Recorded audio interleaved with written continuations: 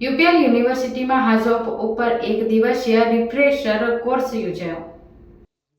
UPL university of sustainable technology, chemical engineering અને centre of excellence વિભાગ દ્વારા હાજોપ પર એક દિવસીય રિફ્રેશર કોર્સનું આયોજન 19મી સપ્ટેમ્બર 2025ના રોજ સફળતાપૂર્વક કરવામાં આવ્યું. આજના કાર્યક્રમના વક્તા એસએએયુ પીએસઈના હેડ કન્સલ્ટન્ટ ડોક્ટર ઉત્તમ જોશી હતા. યુનિવર્સિટીના માનનીય પ્રમુખ શ્રી અશોકભાઈ પચવાણીએ ઉદ્ઘાટન કાર્યક્રમમાં હાજરી આપી હતી. રિફ્રેશર કોર્સમાં ભાગ લેનારાઓ વિવિધ ઉદ્યોગોમાંથી આવ્યા હતા.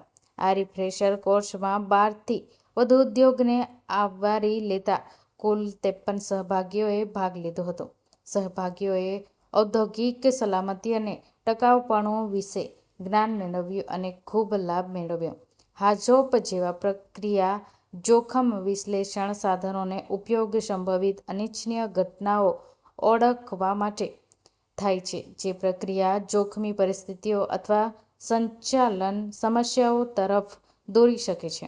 તેઓએ હાજોપ પરના કેટલાક કેસ સ્ટડીઝ ઉપર વ્યવહારુ અનુભવ પણ મેળવ્યો.